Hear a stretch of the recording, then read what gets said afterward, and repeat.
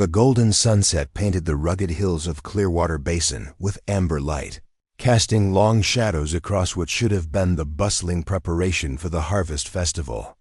Instead, the town square of Redemption, Montana Territory hummed with the uncomfortable tension that accompanies humanity's most difficult decisions. It was October 12, 1876, and the quarterly Courthouse orphan placement was about to begin. Before we jump back in, tell us where you're tuning in from. And if this story touches you, make sure you're subscribed, because tomorrow, I've saved something extra special for you. Jackson Blackwell stood at the edge of the gathering crowd, his weather-beaten hat pulled low over eyes that had witnessed more suffering than any man should endure. At 38, he looked like someone who had been forged in the same frontier fires that had tested the territory itself, unyielding, scarred, and haunted by battles both external and internal. His broad shoulders, once squared with pride, now carried invisible burdens that bent him slightly forward as if perpetually bracing against an oncoming storm. The jagged scar that ran from his right eyebrow to his cheekbone told the story of a Blackfoot arrow that had nearly taken his life during the winter of '69. But his deep-set eyes revealed wounds that no medicine could heal. The Blackwell homestead had been his father's dream, 2,000 acres of pristine Montana wilderness claimed during the first wave of settlement when the territory was still contested land. What had begun as a simple cabin and a handful of cattle had grown into one of the most promising ranches in the Northern Territory, a testament to the elder Blackwell's vision and determination to carve civilization from wilderness. Jackson had inherited that same determination, but fate seemed determined to test the limits of his resolve. Jackson had returned from scouting for the Army in '72, expecting to help his father expand their thriving cattle operation and perhaps start a family of his own. Instead, he found a ranch teetering on the edge of ruin. The harsh winter of '71 had decimated their herd, and his father's health had collapsed under the strain of trying to save what remained. While neighboring ranches flourished with the booming cattle markets and the railroad's steady advance toward Montana, the Blackwell property struggled against mounting debts and dwindling resources. His father's passing the previous spring had left Jackson with little more than memories and mountains of unpaid loans.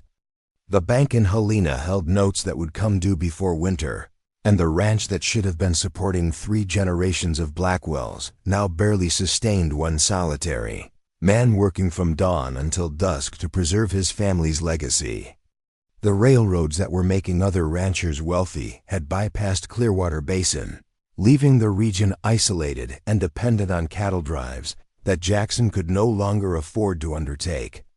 The crowd at the courthouse square grew as townsfolk arrived in wagons and on horseback. Jackson recognized most of them, hardy settlers who had weathered droughts, Indian raids, and the peculiar loneliness that came with frontier life. He hadn't come to bid on orphans. He'd come to town for supplies and found himself drawn to the proceedings by a mixture of curiosity and a nameless emptiness that had grown more pronounced since his father's death.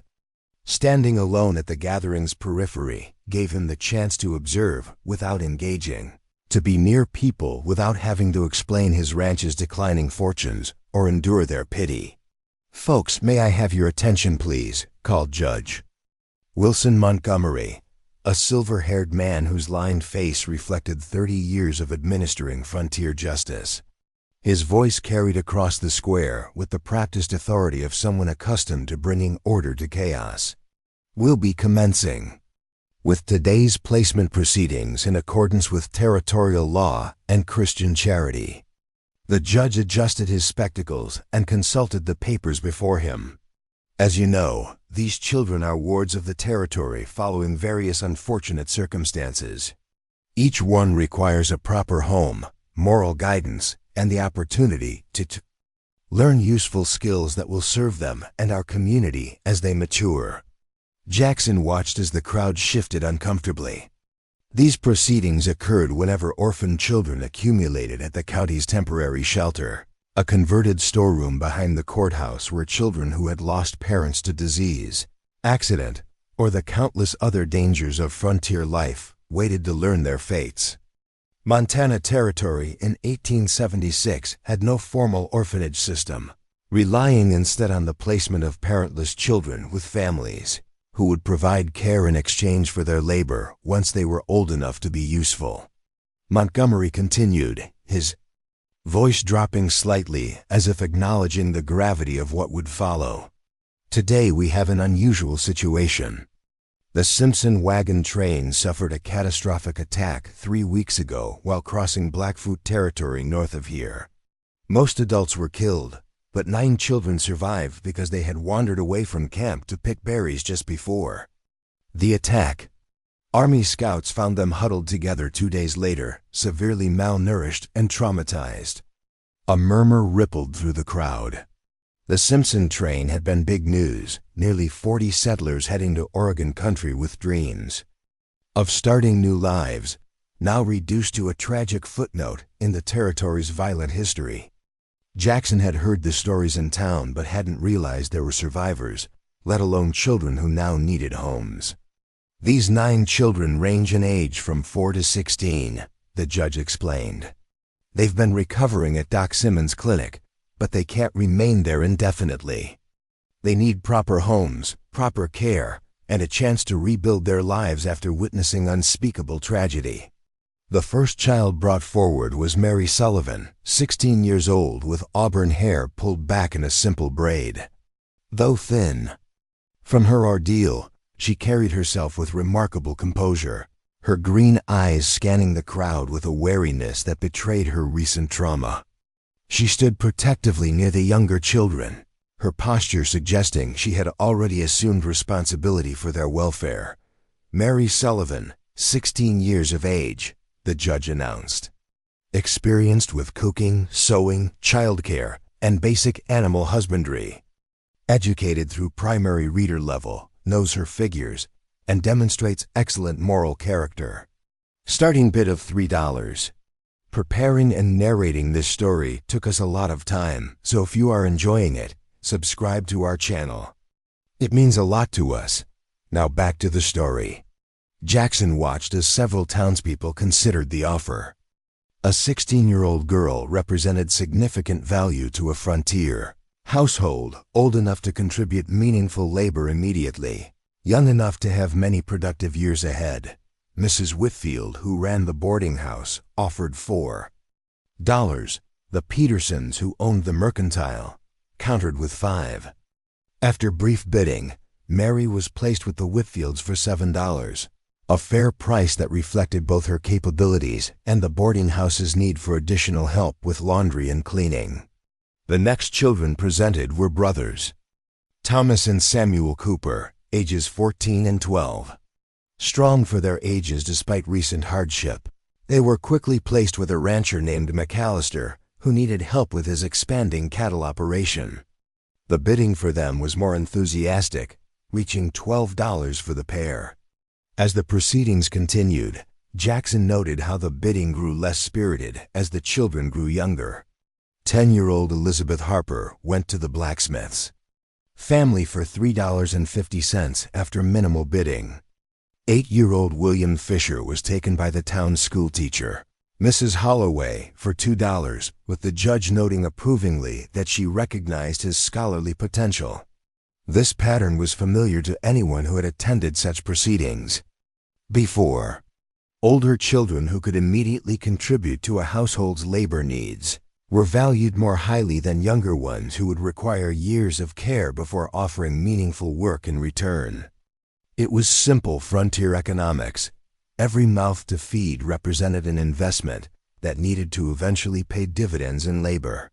But as the afternoon shadows lengthened across the courthouse square, 3 children remained: 7-year-old twins Emma and Joseph Taylor, and 4-year-old Grace Bennett, the youngest survivor of the massacre. They stood together on the courthouse steps, the twins holding hands while little Grace clutched a tattered rag doll that had somehow survived the attack that claimed her parents.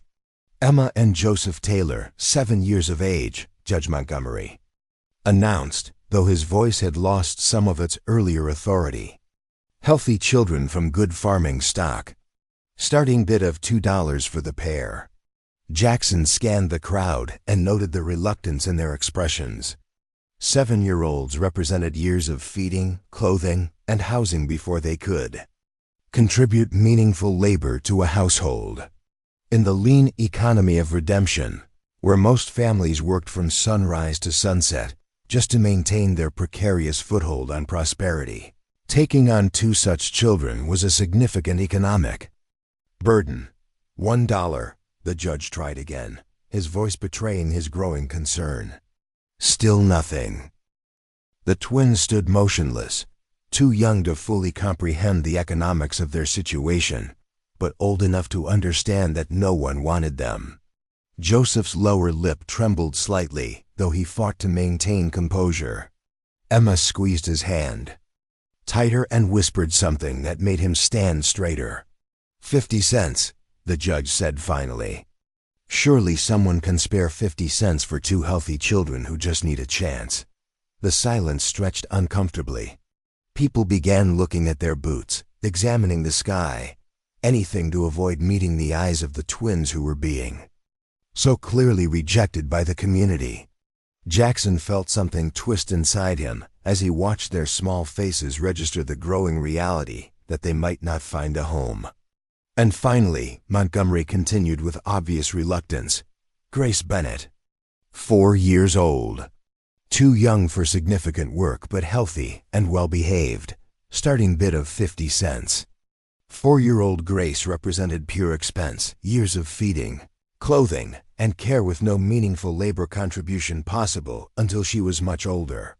In prosperous times, childless couples might have taken in such a young orphan out of genuine desire for a child. But 1876 in Montana Territory was not a time of easy prosperity for most settlers. 25 cents, the judge tried, his voice now barely carrying across the square. Still nothing. The crowd began to disperse, uncomfortable with witnessing the failure of their community to provide for its most vulnerable members. Jackson heard murmurs about the county shelter, about possibly sending the children to the missionary school near Fort Benton, about writing to authorities in Helena to see if arrangements could be made. Solutions that absolved individuals while acknowledging the collective problem. Grace Bennett looked up at the twins with wide, frightened eyes. "Where will we go?" she asked in a small voice that carried across the now quiet square.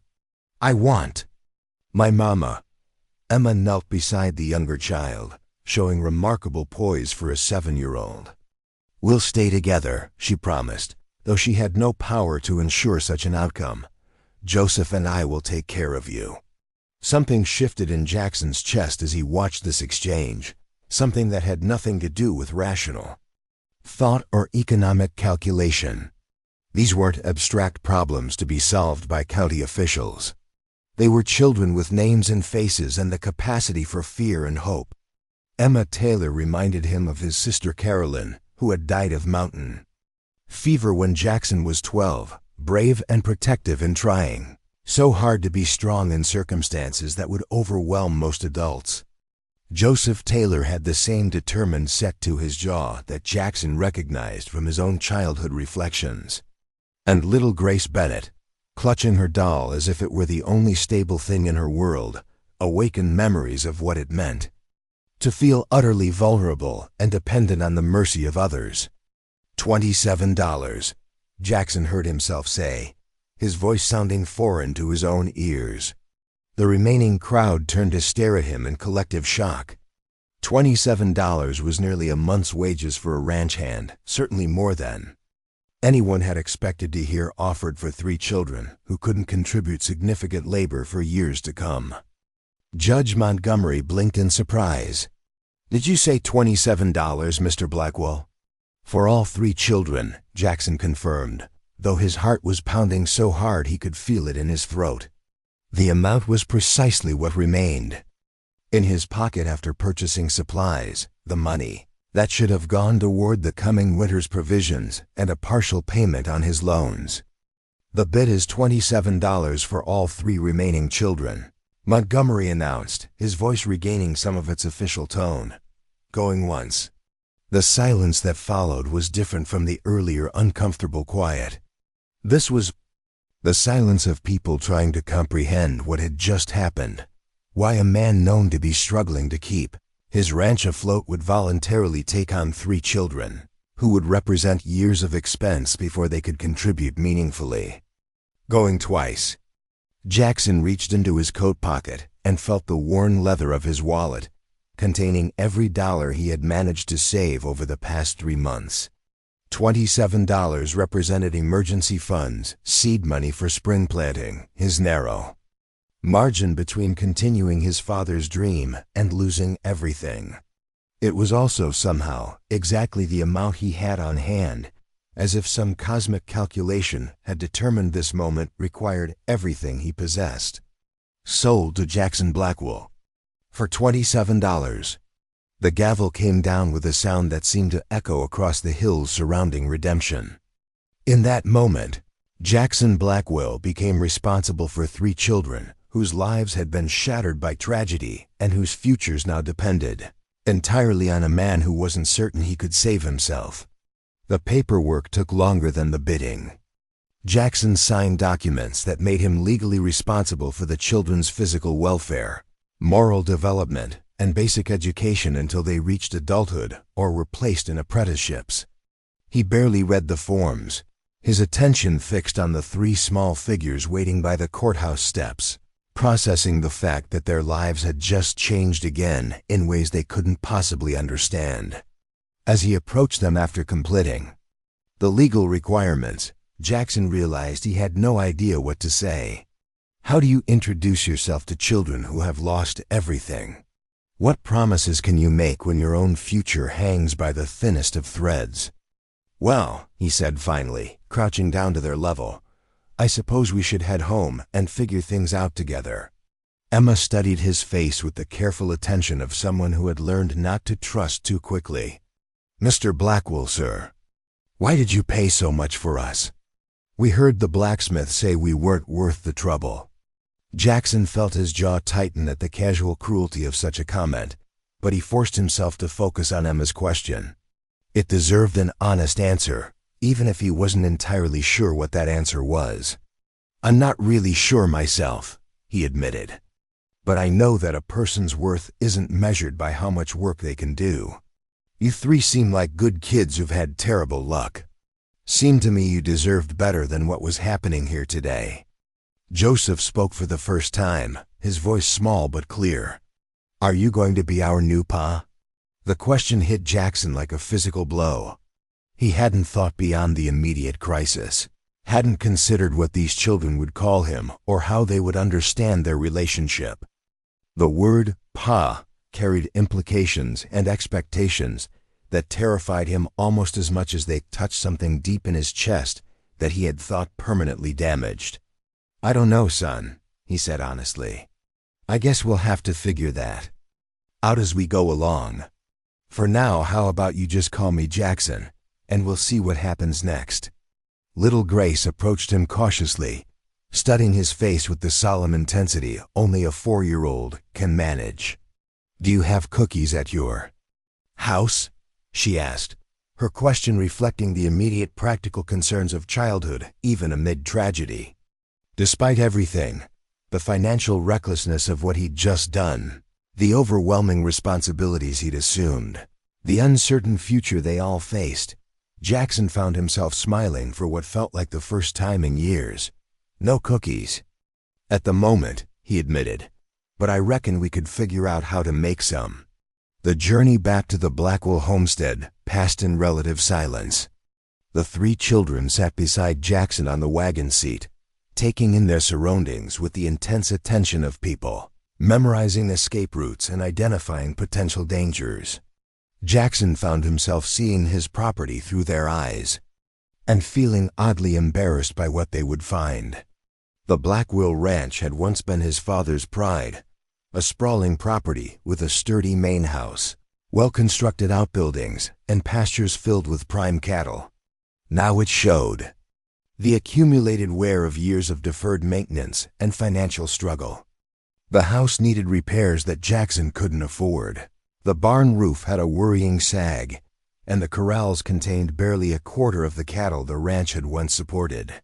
But as they crested the final hill that overlooked the homestead, with the afternoon sun casting long golden light across the valley, Joseph pointed toward the distant mountains and exclaimed, "Look, Emma. You can see forever from here." His sister followed his gaze, and for the first time since Jackson had seen her, she smiled, a real smile that transformed her serious face and revealed the child. She might have been under different circumstances. "It's beautiful," she said quietly. Jackson felt something shift inside him, not hope exactly, but the absence of the constant weight of solitude that had become his normal state. "Wait until you see it at sunrise," he found himself saying.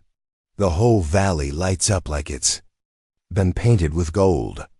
As they approached the main house, Jackson's mind raced with practical concerns. Where would the children sleep? What would they eat? How would he manage their care while still doing the work necessary to keep the ranch running? He had acted on instinct, moved by compassion without any clear plan for addressing the logistical challenges ahead. The house had 3 bedrooms, his father's, which Jackson now occupied, his own childhood room, which had become a storage space, and the guest room, which hadn't seen a visitor in years. None were prepared for children, especially not children who had endured recent trauma and would need security and comfort. "It's not much," he said awkwardly as he helped them down from the wagon, "and it needs some work, but there's plenty of room for all of us." Grace looked up at the 2-story structure with wide eyes. "Is this all yours?" she asked, clearly impressed by what seemed to her a mansion compared to the wagon she had called home. "It's ours now," Jackson corrected gently, surprising himself with the immediate sense of shared ownership. "Let's go inside and see about getting you settled." The interior of the house reflected the same neglect as its exterior, functional but sparse, with the accumulation of dust and disuse that comes when a sole occupant sees little point in maintaining appearances. Jackson had been living primarily in the kitchen and his bedroom, leaving the rest of the house to gather dust and memories. Emma surveyed the main room with the assessing eye of someone accustomed to domestic responsibilities. "I can help clean," she offered immediately. "Mama taught me how to sweep and dust proper. And I can chop kindling," Joseph added quickly, clearly eager to demonstrate his usefulness. "Pa showed me how to use a hatchet safely." Grace, not to be outdone, announced solemnly, "I can set the table. I'm very careful with dishes." Their instant offers to contribute caught Jackson off guard. These children who had lost everything and been placed in the care of a stranger were already thinking about how they could be useful rather than what they needed to receive.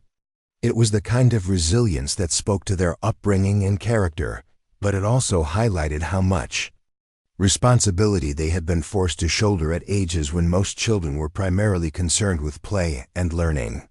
"That's mighty thoughtful of all of you," Jackson said carefully, "but for today, let's just focus on getting you settled. There'll be plenty of time for chores tomorrow." He showed them to their rooms. Emma and Grace would share the guest room while Joseph would take Jackson's childhood room once they cleared out the accumulated storage. For tonight, Jackson would make a bed for the boy on the sofa in the main room. "I know it's not what you're used to," he said apologetically, "but we'll make it proper homes for you all." "It's nicer than the shelter," Emma said simply, her pragmatic assessment a reminder of how quickly children could adapt to changing circumstances. "And we're all together. That's what matters most." As Jackson prepared a simple supper from his limited supplies, beans, bacon, and the last of his cornbread, he watched the children explore their new surroundings.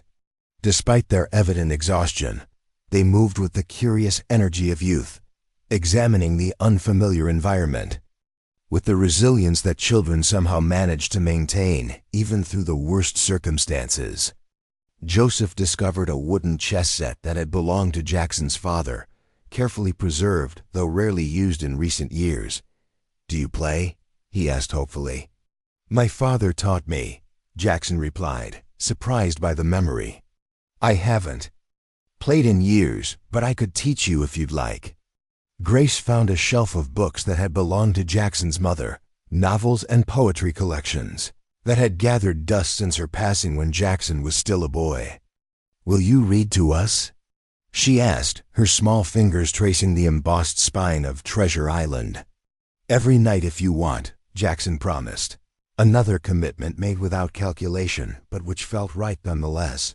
Emma, practical as always, had already found the broom and was quietly sweeping the kitchen floor, ignoring Jackson's assurances that it could wait until tomorrow. Her need to create order in her new environment seemed too important to her sense of security for him to insist she stop. As they gathered around the table for their first meal together, Jackson felt profoundly out of his depth. He had no experience with children, no clear understanding of what they needed beyond the obvious requirements of food and shelter. The responsibility he had taken on seemed suddenly overwhelming. 3 young lives depending entirely on him for not just physical necessities, but for guidance, comfort, and the kind of stability that would help them heal from their trauma. "Should we say grace?"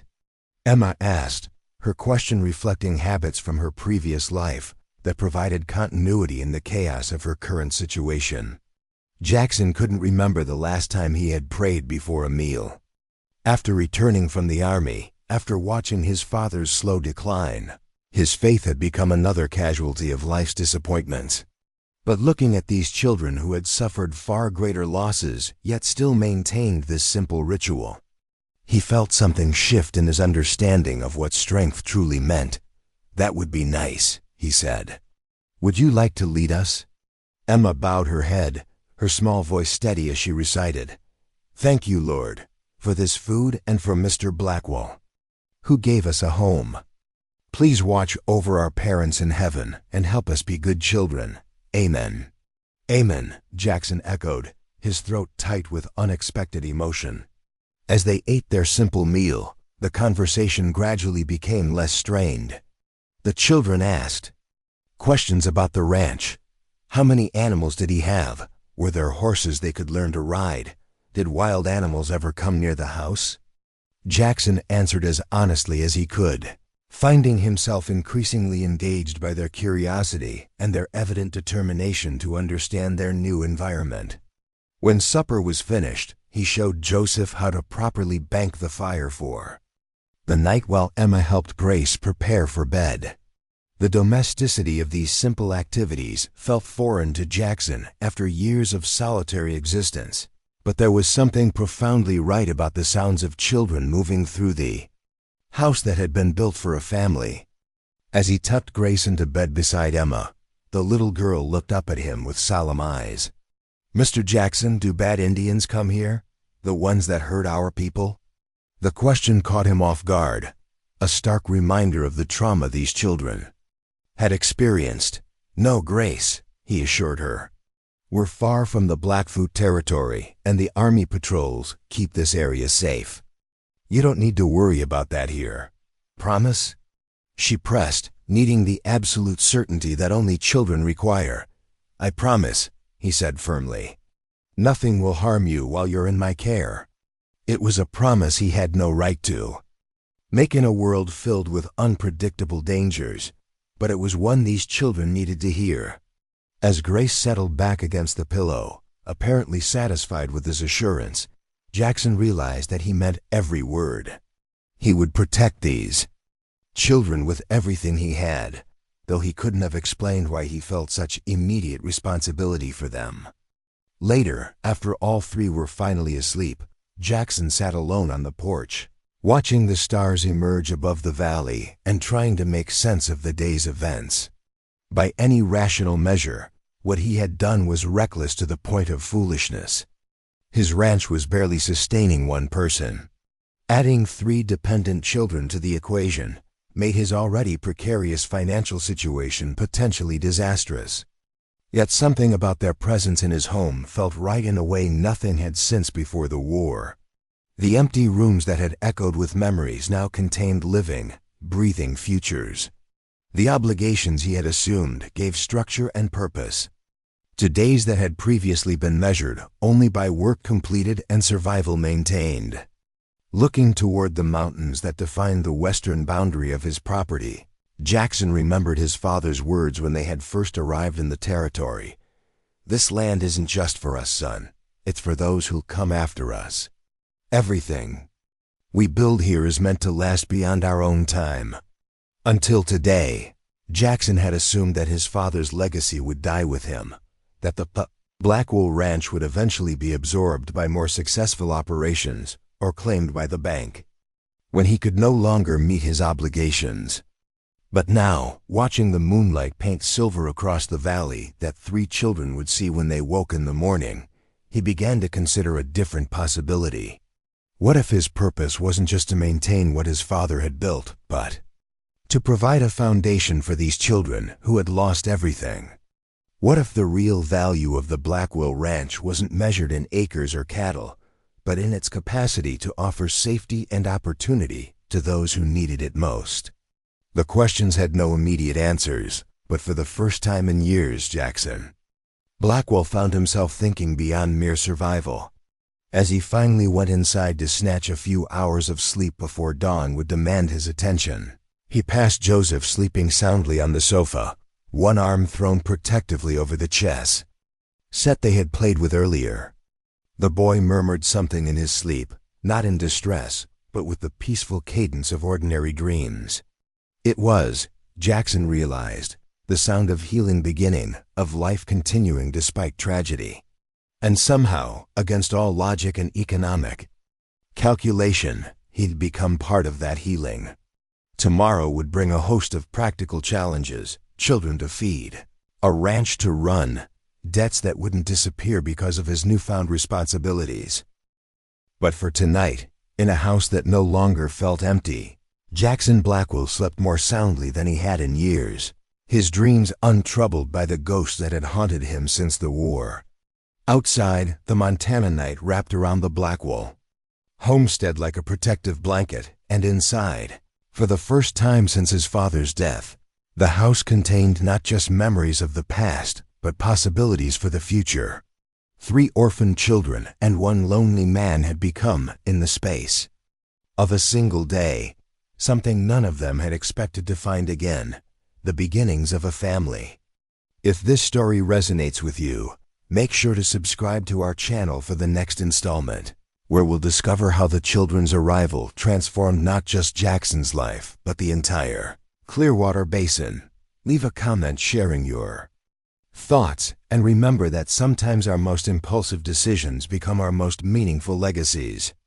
The first morning at the Blackwell Ranch began with chaos that none of them had anticipated. Jackson woke at dawn as usual, his mind immediately racing with the day's necessary tasks before remembering the 3 new additions to his household.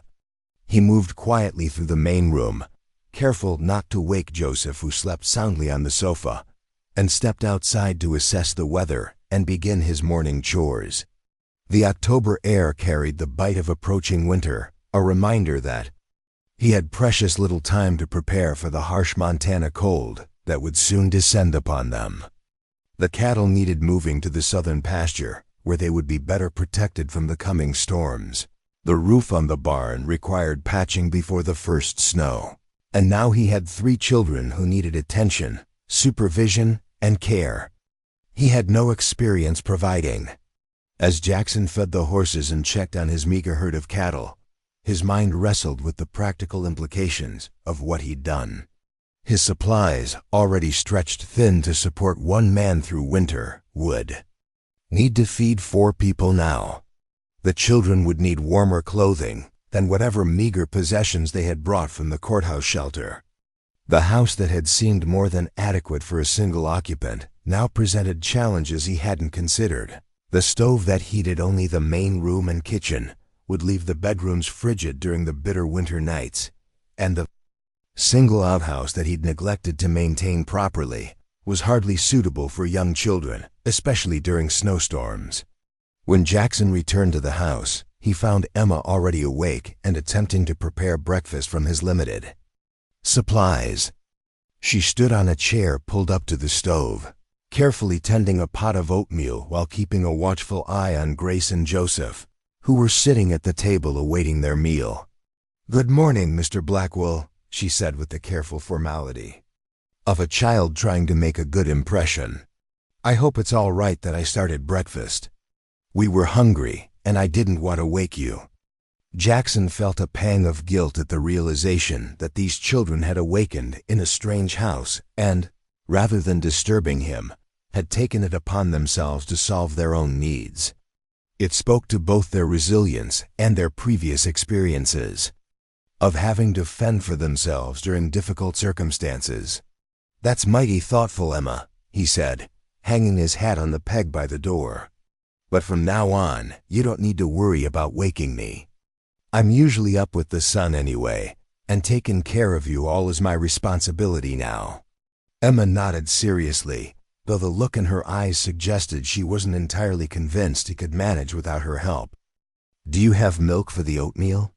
"It's better with milk, especially for Grace. She's still growing."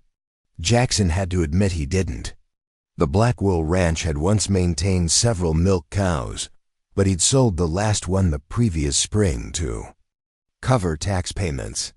"No milk right now," he acknowledged, "but that's something we can fix before too long.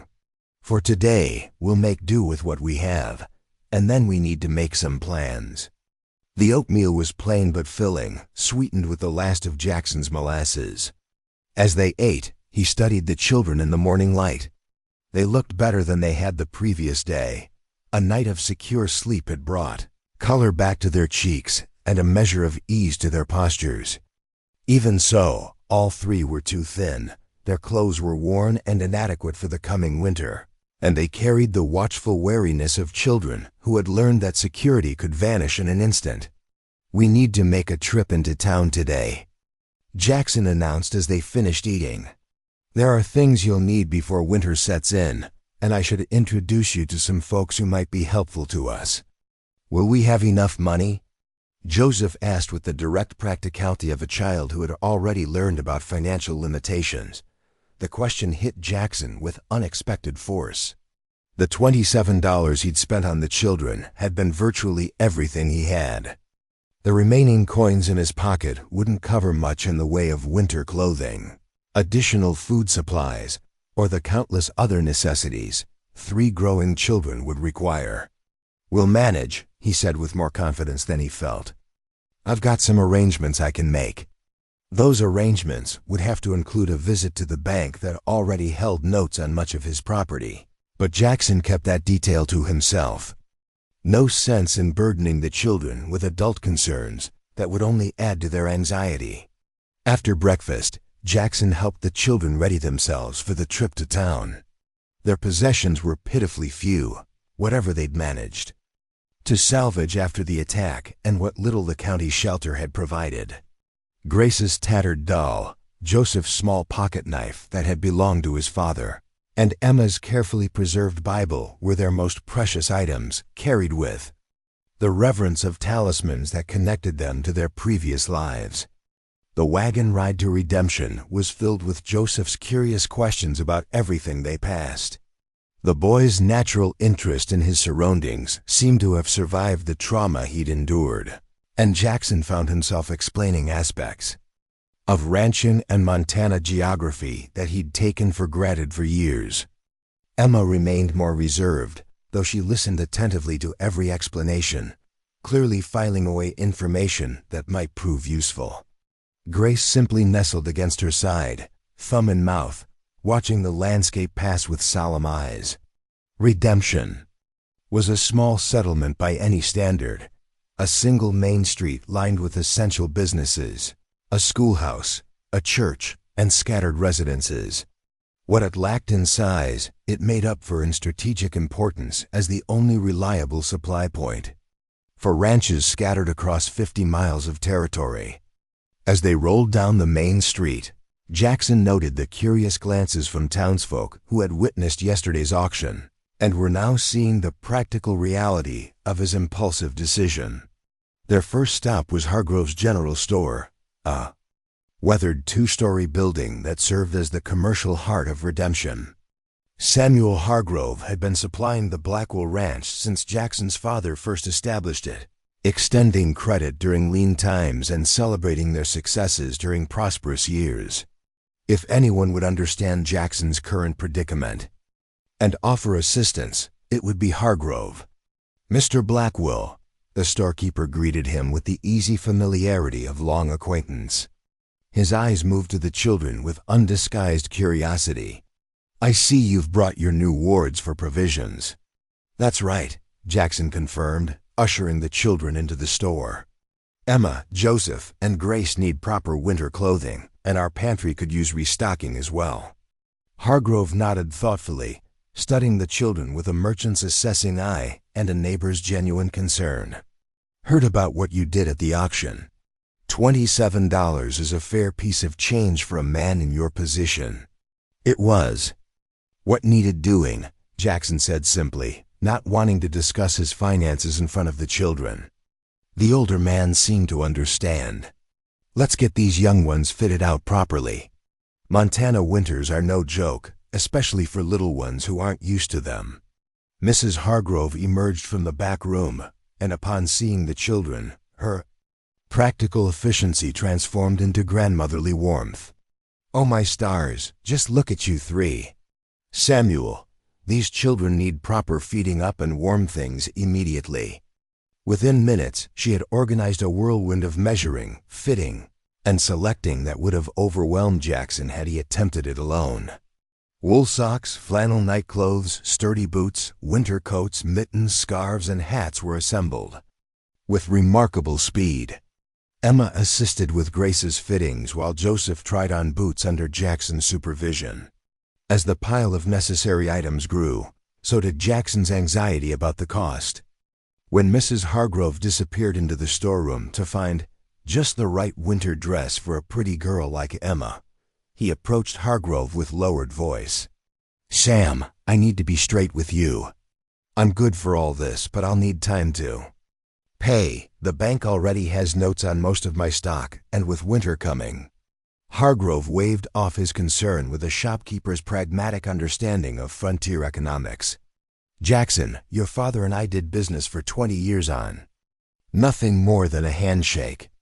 The Blackwell name means something in this valley. We'll work out terms that make sense for both of us." The relief that flooded through Jackson was immediately tempered by pride. He wasn't looking for charity, just the breathing room to meet his new responsibilities while maintaining his dignity. "I appreciate that, Sam. The spring cattle drive should put us back on solid footing, but until then, these children need to be warm and fed," Hargrove finished for him, "and this community takes care of its own. Your father would have done the same for any of us." The mention of his father struck Jackson powerfully. Would the elder Blackwell have approved of his impulsive decision to take on 3 orphans when the ranch was already struggling? Or would he have seen it as reckless sentimentality that threatened the legacy he'd worked so hard to build? Before Jackson could pursue that uncomfortable line of thought, Mrs. Hargrove returned with armfuls of clothing and a determined expression. "Now, Mr. Blackwell, I've added a few things these children will need that you might not have thought of. Growing bodies need proper support, and little Grace here could use some special items to help her feel secure in her new home." Among the special items was a handmade patchwork quilt that Mrs. Hargrove insisted was just gathering dust in the storeroom, but which Jackson recognized as her signature, handiwork that normally sold for premium prices to wealthy travelers passing through. There was also a wooden toy horse for Joseph that bore the unmistakable craftsmanship of Samuel Hargrove's whittling hobby, and a porcelain-faced doll for Grace that was far finer than anything Jackson could have afforded. As they prepared to load their purchases into the wagon, other townspeople who had noticed their presence began to appear with items that were just taking up space or no longer needed. Mrs. Peterson from the bakery arrived with a basket of fresh bread and cookies. insisting that children need something sweet now and then. Doc Simmons stopped by to check on the children's health and left a packet of medicines, just in case winter brings the usual sniffles. Even Judge Montgomery made an appearance, bringing 3 primers from the schoolhouse with the explanation that education can't wait for spring, even on a ranch. Jackson watched this procession with complex emotions.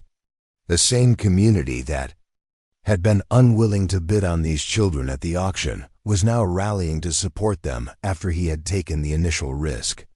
There was a lesson in that somewhere, something about how individual courage could inspire collective action, but he was too preoccupied with practical matters to fully examine it. Their next stop was the bank, a conversation Jackson preferred to have without the children present. Fortunately, Reverend Tillman's wife was just leaving the general store and offered to take the children to the church garden, where they could help gather the last of the fall vegetables. With the children occupied, Jackson headed to the imposing brick building that represented both the promise of frontier development and the precarious nature of his own financial situation. Nathaniel Winters, the bank manager, was a transplanted Easterner whose starched collars and precise manners seemed at odds with Redemption's frontier pragmatism. He had extended the loans that kept the Blackwell ranch operating after the disastrous winter of '71, but his patience had been wearing thin as payments became increasingly irregular. Mr. Blackwell, Winters greeted him with professional courtesy. That didn't quite reach his eyes. "I trust you've come regarding the note that's coming due at the end of the month."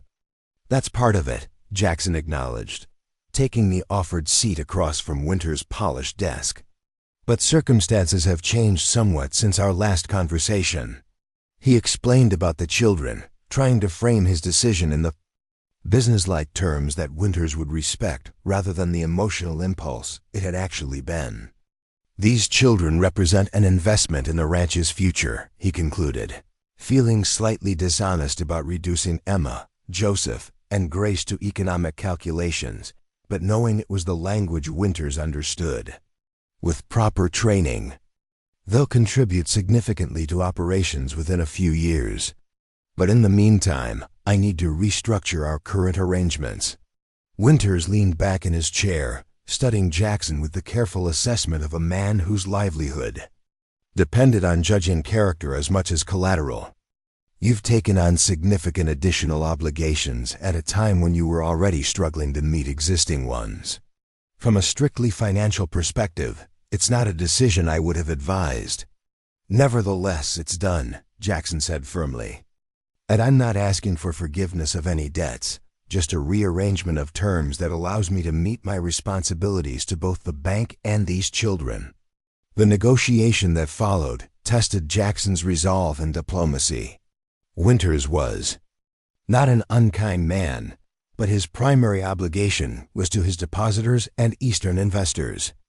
Eventually, they reached an agreement that extended the terms of Jackson's loans in exchange for a slightly higher interest rate and additional collateral in the form of his late mother's silver service, a family heirloom he had hoped never to part with, but which now seemed a small price to pay for the children's security. "I'll have the papers drawn up by week's end," Winters said as they concluded their business. "But Mr. Blackwell, I feel obligated to warn you that you're operating with very little margin for error. One bad season, one significant setback, and you could lose everything your father built." "I'm well aware of the risks," Jackson replied, rising to leave. "But sometimes the most valuable investments are the ones that don't show up immediately on a balance sheet." As he left the bank, the weight of his financial situation pressed heavily on him. He had bought himself time, but at a cost that would make the coming years even more challenging. The ranch would need to become more productive, not less, despite the added expenses the children represented. He found Emma, Joseph, and Grace at the church garden, their hands dirty from harvesting carrots and potatoes under Mrs. Tillman's supervision. Grace's face lit up when she saw him, and she ran to show him the biggest potato in the whole garden that she had personally discovered. Joseph had been learning about how to properly store root vegetables for winter, while Emma had already organized their harvest into neat piles ready for transport. "These are fine helpers you've brought us, Mr. Blackwell," Mrs. Tillman said. Warmly, quick learners, all three of them. "They've been through a lot," Jackson replied, watching as Joseph carefully packed their vegetable harvest into sacks for the wagon. "But they're strong in ways that matter. Children often are," Mrs. Tillman observed. "They bend rather than break, especially when they have proper support." She hesitated, then added more quietly, "The church ladies have been talking. We'd like to help with the children's education, perhaps take turns coming out to the ranch. A few days each week until winter makes travel difficult." The offer touched Jackson more than he wanted to admit. Education was something he hadn't even begun to consider in the rush of immediate practical needs, but it was essential for the children's future opportunities. His own schooling had been intermittent at best, interrupted by the demands of a ranch. Life and then the war. These children deserved better. "That would be much appreciated," he said sincerely. "There's plenty I can teach them about ranching and survival, but book learning isn't my strong suit." Their final stop before leaving town was McCollister's smithy, where Jackson needed to discuss repairs to essential equipment before winter made the journey to town unpredictable. As Joseph watched the blacksmith work with fascinated attention, McCollister mentioned casually, "Heard you took on the little ones nobody wanted. Bold move, Blackwell." "Seemed like the right thing at the time," Jackson replied, uncomfortable with the attention his decision was generating. McCollister nodded toward Joseph, who was studying the forge with evident fascination. "Boy's got a good eye. Watches the work, not just the spark and flame like most youngsters. Could make a smith one day with proper training." The casual observation struck Jackson powerfully.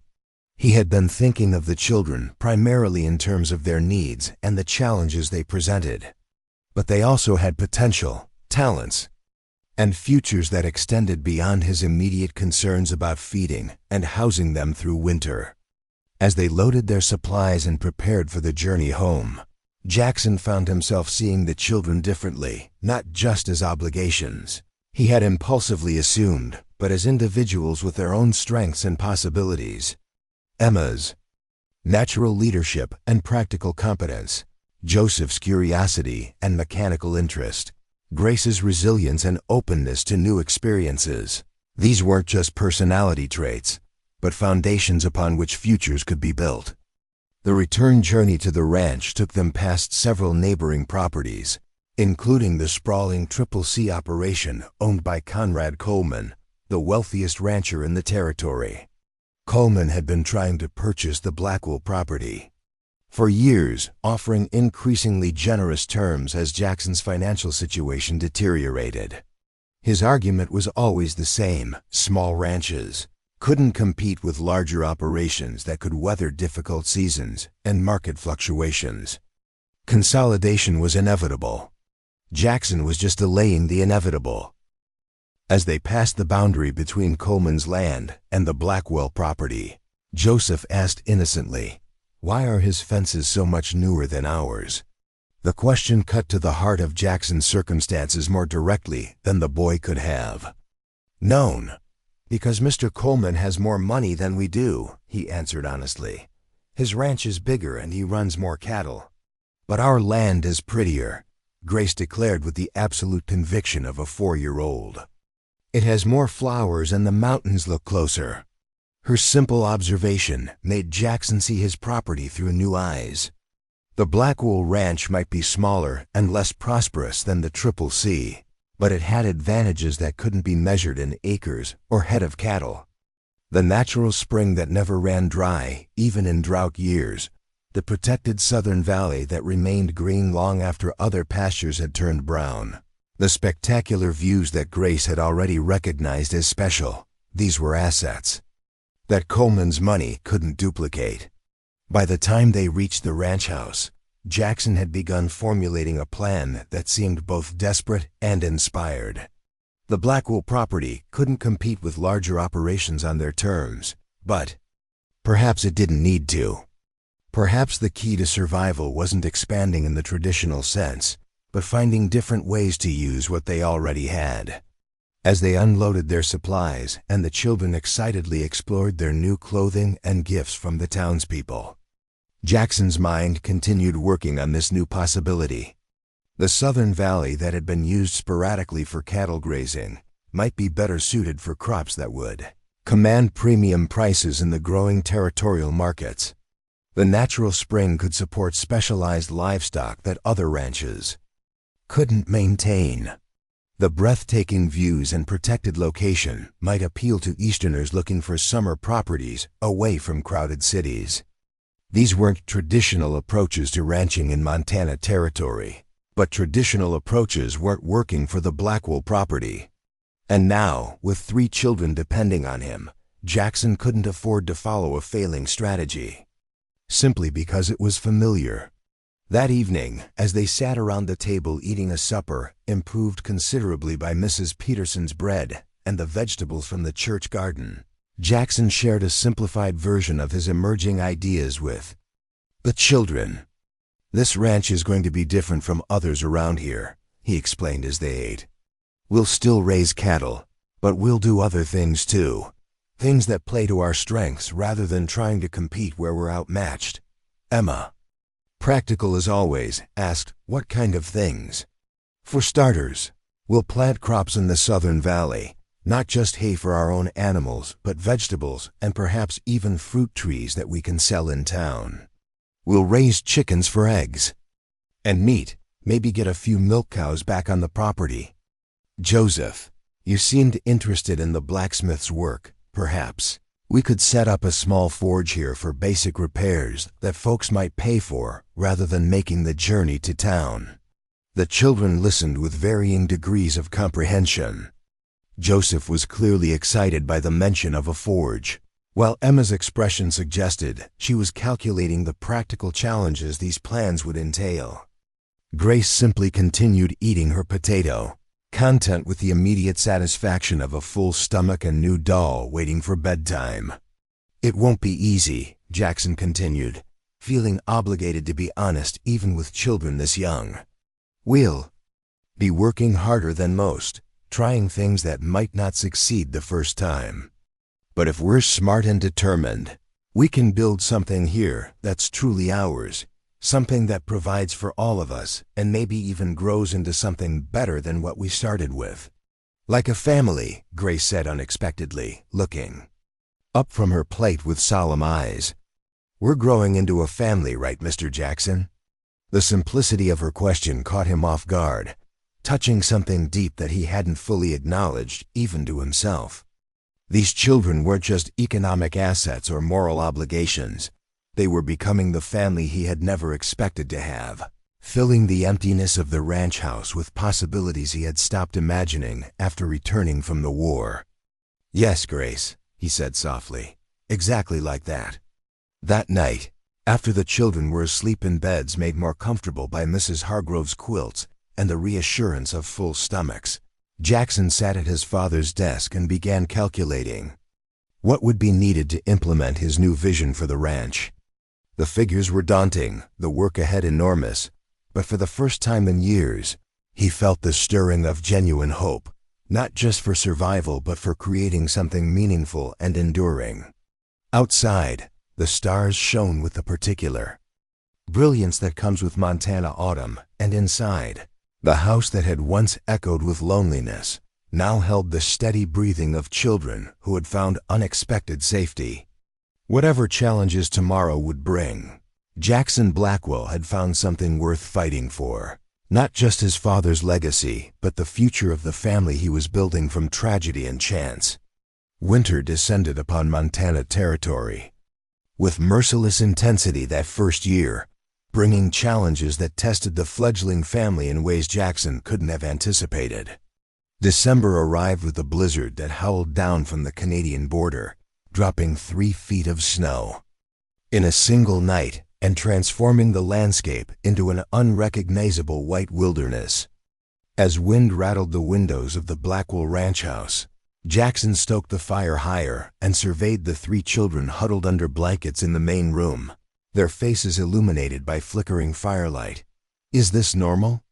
Emma asked, her practical nature requiring information to process the frightening intensity of the storm. "Montana winters are tough," Jackson acknowledged, "but we're prepared. The house is solid, we have food stored, and the animals are secured in the barn. This is just the wilderness showing its strength." Despite his reassuring words, Jackson harbored private concerns. The repairs he'd intended to complete before winter, the leaky roof section, the drafty window frames, the unstable section of the barn, remained unfinished as daily necessities had consumed his time. The children required constant attention. Beyond the physical demands of ranch work, and every day presented new lessons in parenthood that left him both exhausted and strangely fulfilled. Joseph, who had been counting their preserved food supplies with the methodical precision of a child who had known hunger, looked up with solemn eyes. "We have enough food for 37 days if we're careful. I wrote the numbers down like you showed me." The boy's mathematical abilities had surprised Jackson. Joseph absorbed numerical concepts with remarkable speed, applying them to practical problems around the ranch with an intuition that suggested he might one day manage accounts more effectively than Jackson ever could. It was a talent worth nurturing. Though Jackson worried about providing proper educational opportunities out here in the wilderness, Emma had demonstrated different strengths. Her organizational skills transformed the previously chaotic household into a functioning home. She established routines for cleaning, cooking, and maintaining order that Jackson would never have implemented on his own. At only 7, she showed the management capabilities of someone much older, though Jackson worried about the weight of responsibility she placed on her small shoulders. "That's good counting, Joseph," Jackson replied, "but we have more resources than you might think. When the storm passes, I'll show you how to set snares for rabbits and where to find pine nuts when the snow isn't too deep. Montana provides for those who know where to look." Little Grace, who had been unusually quiet during the storm, suddenly looked up from the rag doll she'd been clutching. "Are the angels making the wind noise?" she asked, her question revealing how children created explanations for frightening experiences they couldn't understand. Jackson hesitated. His own faith had wavered during the war and his father's painful decline, but he recognized these children needed something more substantial than his doubts. "Some might say that," he answered carefully. "Others would say it's just the way the wind moves between the mountains. Either way, we're safe here together." The blizzard lasted 3 days, followed by clear skies and temperatures that plunged to 30 below zero. When Jackson finally managed to forge a path to the barn, he found the cattle huddled together for warmth, their breath creating a fog that hung in the frozen air. One older cow hadn't survived the extreme cold, a significant loss for their small herd, but not unexpected given her age and the severity of the storm. What Jackson hadn't anticipated was the children's reaction to this practical reality of ranch life. When he explained at breakfast that one of the cows had died, Grace burst into tears while Joseph and Emma exchanged worried glances. "Will we?" Emma began hesitantly. "Will we have to eat her?" The question revealed painful insights into what these children had experienced during their ordeal after the wagon train attack. Jackson remembered the reports. Survivors huddled for days, desperately hungry before the Army scouts found them. What hard decisions had been made during those terrible days? What had these children witnessed? "No, Emma," he said firmly. "We have enough food stored. The ground is too frozen to bury her properly, but we'll move her away from the barn until spring when we can do what's right." Relief flooded their faces, followed by a faint embarrassment at having revealed their fears. Jackson added gently, "On a ranch, we sometimes have to make difficult choices, but I promise you'll never go hungry here. We take care of our own, animals and people alike. That's the Blackwell way." The phrase "the Blackwell way" emerged spontaneously, but Jackson saw how it resonated with the children. They needed more than food and shelter. They needed identity, belonging, principles to structure their understanding of this new life. Throughout that brutal winter, the Blackwell way became shorthand for the values Jackson hoped to instill: self-reliance without selfishness, hard work alongside compassion, honesty even when truth was difficult. As January gave way to February, the household established winter rhythms that sustained them through the darkest, coldest days. Mornings began with Jackson stoking fires before dawn, while Emma prepared simple but nourishing breakfasts. Joseph took responsibility for helping with the animals, demonstrating a natural rapport with the horses that surpassed Jackson's own abilities. Grace appointed herself keeper of the root cellar, solemnly counting potatoes and organizing preserves, with the serious attention only a 4-year-old can muster. The promised educational support from Redemption arrived despite challenging weather, with Mrs. Tillman making the journey by sleigh whenever conditions permitted. She brought books, slates, and structured lessons that supplemented Jackson's practical teachings about ranch life.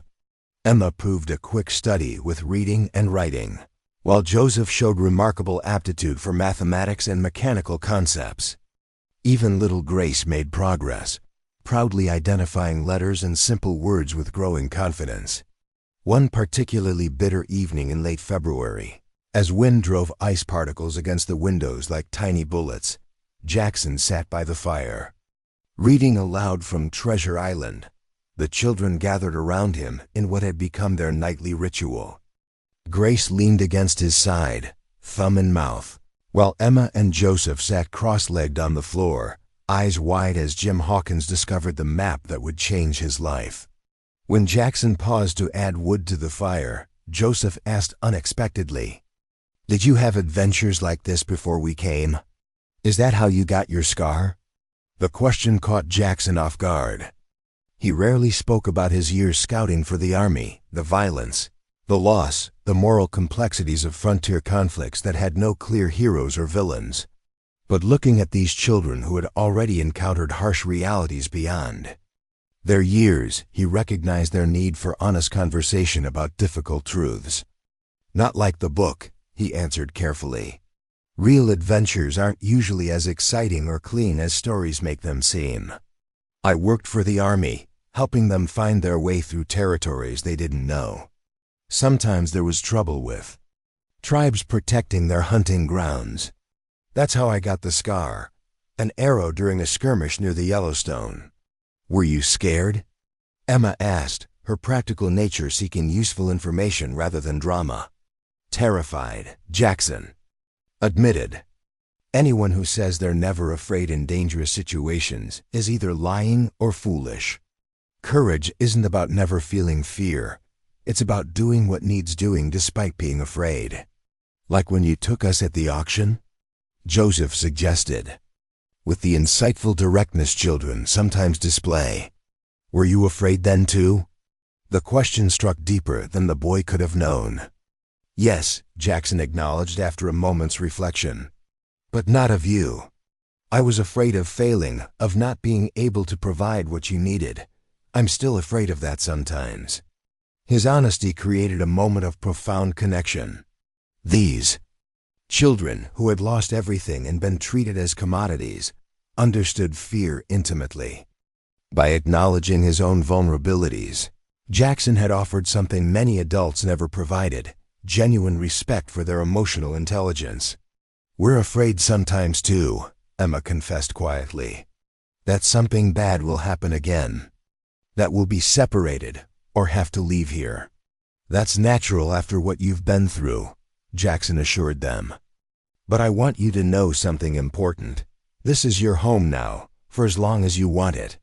Whatever challenges come, we'll face them together. That's a promise." It was a commitment made without calculation, born from genuine affection, that had grown over months of shared struggles and small triumphs. These children who had arrived as strangers had become essential to his life's meaning, their welfare more important than his own comfort or security. When March finally arrived with its promise of eventual spring, the isolation of winter began to ease. Trails reopened, allowing occasional visitors from neighboring ranches and redemption. Judge Montgomery made the difficult journey to check on the children's welfare, his official inspection transforming into genuine admiration for the functioning household they had created from such unpromising beginnings. "I must admit, Blackwell," the judge confessed as they stood watching the children help with afternoon chores, "I had my doubts about this arrangement. A single man with no experience raising children, taking on 3 traumatized orphans. It seemed a recipe for disaster." "I've had those same doubts myself," Jackson acknowledged.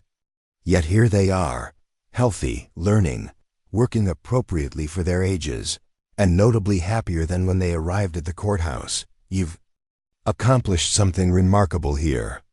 Jackson shook his head. "They're remarkable children. I've just provided the basics: food, shelter, stability. They've done the hard work of healing and adapting." Montgomery studied him thoughtfully. "That's precisely why this has succeeded where other placements might have failed. You see them as people with their own strengths and capabilities, not just as burdens to be managed or workers to be trained." The judge's visit coincided with the first real thaw, bringing mud season to the ranch, that challenging period when winter's grip loosens, but spring hasn't truly arrived.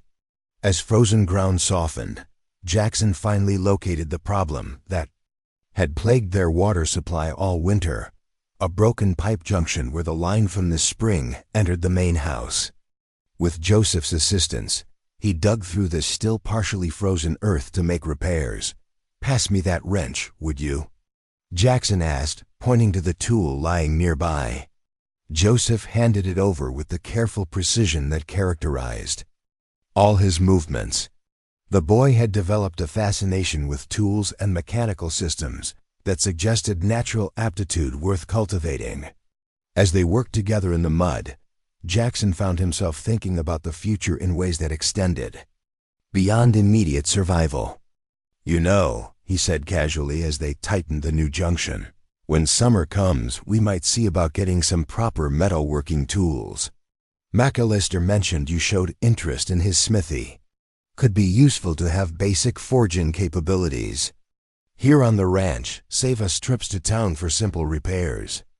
Joseph's eyes widened. "You'd teach me blacksmithing?" "We'd learn together," Jackson corrected. "I know the basics, but we could both improve our skills. Might even become a service we offer to neighboring ranches eventually. The CCC doesn't have a smith, and Coleman pays top dollar to bring specialists in from Helena when they need significant repairs." The possibility of contributing meaningfully to the ranch's future clearly resonated with Joseph. Like most children who had faced hardship, he needed to feel secure in his usefulness, to know his presence added value rather than burden. As April brought genuine spring to the valley, with wildflowers emerging through melting snow and cattle growing sleek on fresh grass, Jackson implemented more elements of his diversification plan. With Emma's organizational assistance, they planted an expanded vegetable garden that would provide not just for their own needs, but potentially produce surplus for sale and redemption. Joseph helped construct chicken coops designed to maximize egg production while protecting the birds from predators. Even Grace contributed, solemnly naming each chicken and cow, then faithfully recording their personalities in a journal Mrs. Tillman had provided to encourage her writing practice. The first true test of their new approach came unexpectedly. In late April, when Conrad Coleman himself rode onto Blackwell property, accompanied by his foreman and another man Jackson didn't recognize. The visitors found Jackson and Joseph repairing fence lines damaged by winter snowdrifts. "Blackwell," Coleman greeted him with the forced cordiality of someone accustomed to getting his way through intimidation disguised as friendliness. "Ben, meaning to ride over since the trail's cleared. Heard you'd taken on some orphans from that massacre last fall." Jackson straightened, uncomfortable with Coleman's characterization of the children. "This is Joseph," he said, placing a protective hand on the boy's shoulder. "Joseph, this is Mr. Coleman. He owns the Triple C Ranch to the north." Joseph nodded politely, but stayed close to Jackson's side, his wariness of strangers still evident. Despite months of security, Coleman barely glanced at the boy. Interesting strategy, taking on extra mouths to feed when you were already struggling to meet your banknotes. "Speaking of which, that's partly why I'm here." He gestured to the unfamiliar man accompanying him. "This is Mr. Hollister from Montana Territorial Bank in Helena. He's acquired the notes on your property from redemption savings. Thought we should all have a conversation about your situation." The news hit Jackson like a physical blow. Montana Territorial Bank was known for aggressive foreclosure policies, unlike the more accommodating local bank that understood the cyclical nature of ranching. More concerning was Coleman's involvement. He had clearly orchestrated this transfer to pressure Jackson into selling. "Joseph," Jackson said calmly, masking his alarm, "would you head back to the house and help Emma with dinner preparations? Tell her we'll have guests." The boy hesitated, sensing the tension, but nodded and headed toward the house, occasionally glancing back with worried eyes. Once Joseph was out of earshot, Jackson turned to face the visitors directly. "I assume this meeting could have happened in town, so you must have had reasons for coming here." Hollister, a thin man with the bloodless complexion of someone who spent his life indoors, counting other people's money, cleared his throat importantly. "Mr. Blackwell, our institution has reviewed your financial situation and found it concerning. The notes we've acquired show irregular payment history, and our assessment of your operation suggests insufficient cash flow to meet upcoming obligations." "What Mr. Hollister means," Coleman interjected with poorly concealed satisfaction, "is that you're 3 months from foreclosure unless something changes dramatically. I've been telling you for years that small operations can't compete in the changing cattle market. Now you've taken on these orphans, increasing your expenses while your income continues to decline." The calculated mention of the children made Jackson's jaw tighten.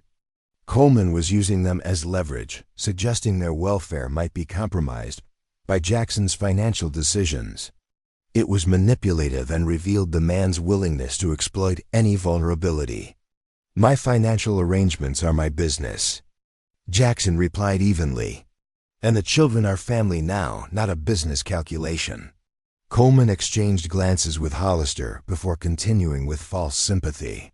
"That's precisely my concern, Blackwell. What happens to those children when this property goes to auction? The territory isn't kind to failed ranchers, and orphans get placed wherever there's space available. Might not be together next time." The threat was thinly veiled but unmistakable. Coleman was suggesting he could influence what happened to Emma, Joseph, and Grace if Jackson didn't cooperate with whatever proposal was coming. "I'm listening," Jackson said, his voice tight with controlled anger. Coleman's proposal was as anticipated.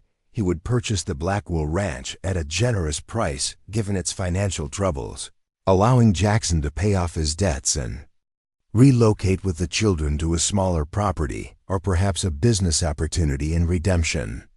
The Triple C would absorb the Blackwell grazing lands into its expanding operation, while the homestead itself would become housing for Coleman's seasonal workers. You'd be free of debt, the children would have stability, and you could start fresh without this constant financial pressure, Coleman concluded, as if offering a generous favor rather than orchestrating the dismantling of Jackson's family heritage. Jackson studied the man carefully, recognizing the predatory calculation behind his neighborly facade. Coleman had been systematically acquiring struggling properties throughout the region, building an empire through others' misfortunes. He wasn't evil in the dramatic sense, just a man who valued acquisition above community, who measured success by acres controlled rather than lives improved. "I appreciate your concern," Jackson said finally, "but I'm not interested in selling. The Blackwell Ranch isn't just land and buildings. It's a legacy and a future, especially now for these children." Hollister's expression hardened. "Mr. Blackwell, perhaps you don't understand the seriousness of your situation. The note coming due in July requires a payment of $342. Our assessment of your operation suggests you cannot possibly generate that. Some from current activities." The figure was accurate and daunting. Jackson's winter had depleted rather than replenished his resources, and the spring cattle sales would cover basic operating expenses, but not this accelerated loan payment. But something had changed during those winter months, something fundamental, in how Jackson viewed his property and its potential. The ranch wasn't just a struggling cattle operation. It was the foundation for a different kind of future than either Coleman or Hollister could envision. "Gentlemen," Jackson said with newfound confidence, "I appreciate your taking the time to ride out here, but my answer remains the same. This property isn't for sale at any price. As for the July payment, I'll meet it through means you haven't considered in your assessment." Coleman's false friendliness evaporated. "Don't be a fool, Blackwell.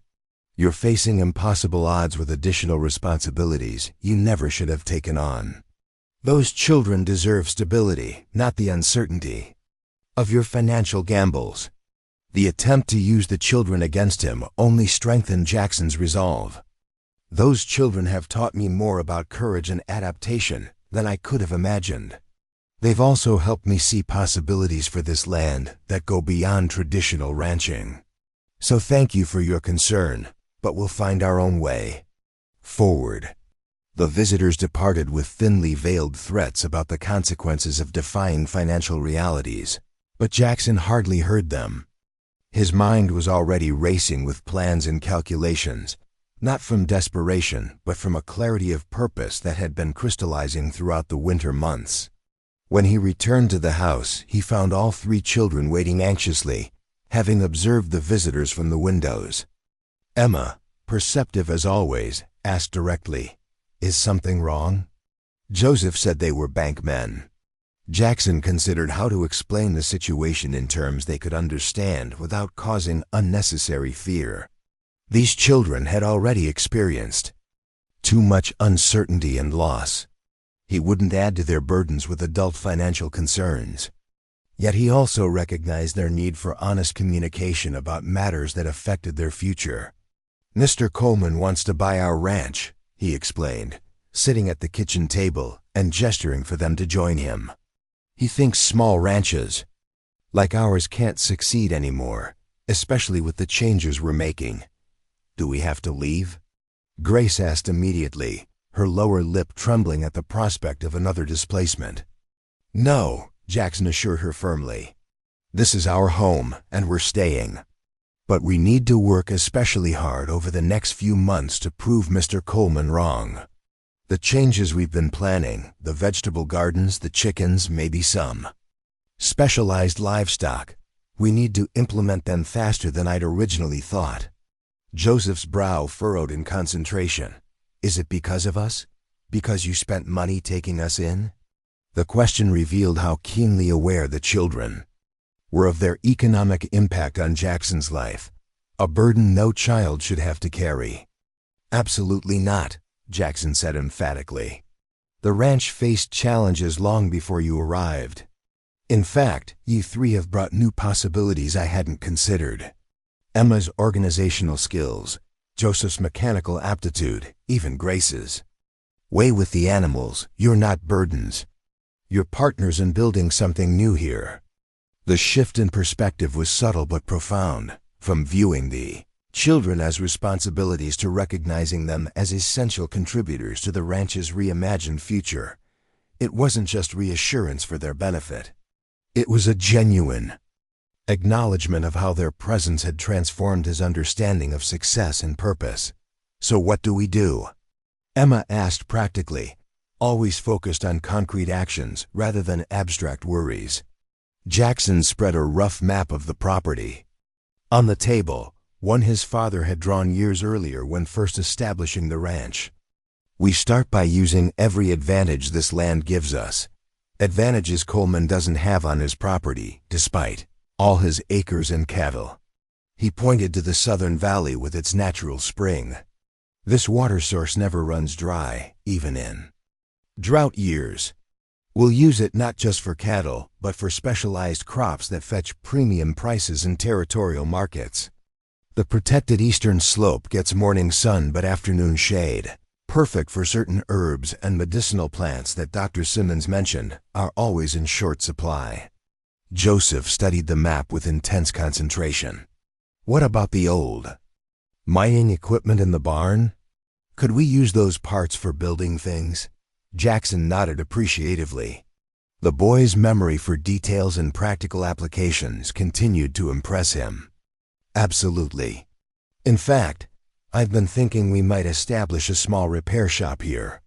Many ranchers travel all the way to Helena for equipment repairs that we could handle right here with the right tools and skills." As the children offered suggestions and asked questions, their initial anxiety transformed into engaged planning. They weren't just passive recipients of Jackson's protection, but active participants in securing their collective future. By the time they finished their impromptu strategy session, even Grace had contributed ideas. Her suggestion that they raise rabbits both for meat and for the soft wool that could be spun into yarn showed surprising practical insight for a 4-year-old. That night, after the children were asleep, Jackson sat at his father's desk, revising figures and timelines.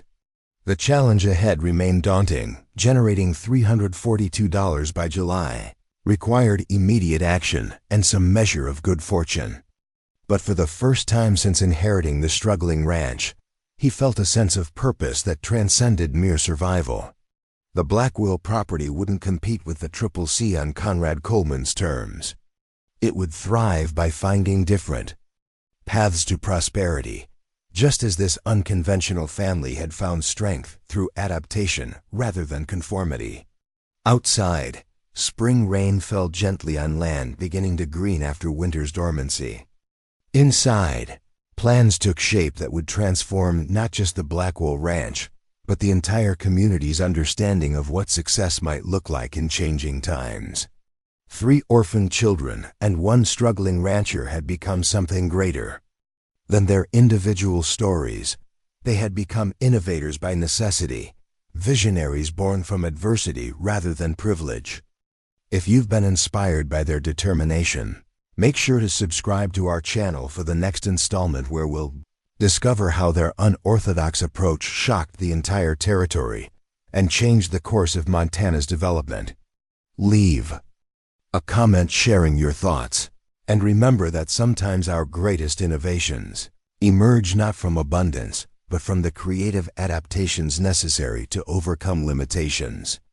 The transformation of the Blackwell Ranch began with urgency born of necessity, but quickly evolved into something more profound, a reimagining of what frontier success could look like. By May 1877, the property hummed with activity that would have been unrecognizable just months earlier. The southern valley, previously used only for occasional cattle grazing, now featured orderly rows of vegetable plantings, potatoes, beans, carrots, and other hardy crops that could thrive in Montana's short growing season. The protected eastern slope had been terraced with stone walls that captured heat and extended growing days, allowing for herbs and more delicate plants that commanded premium prices from merchants in Helena and beyond. Jackson had learned quickly that the children's contributions extended far beyond what might be expected from their ages. Emma's organizational abilities proved invaluable in planning crop rotations and maintaining detailed records of plantings and yields. At 8 years old, she managed seed inventories and planting schedules with efficiency that adult farmers might envy. Joseph, now approaching his 8th birthday, had developed his mechanical talents under Jackson's guidance, repairing tools and equipment that would have otherwise required expensive replacement. Even Grace, not yet 5, showed remarkable aptitude with the smaller animals, particularly the rabbits and chickens that now provided steady income through meat, eggs, and soft Angora wool that fetched impressive prices from weavers in Redemption. "Mr. Jackson," Grace called one morning, racing from the rabbit hutches with excitement lighting her face. Midnight had her babies, 8 of them, all black like her. Jackson followed her to the carefully constructed enclosures that Joseph had helped design. Inside, a sleek black doe nuzzled 8 tiny kits, their pink skin barely visible beneath sparse dark fur.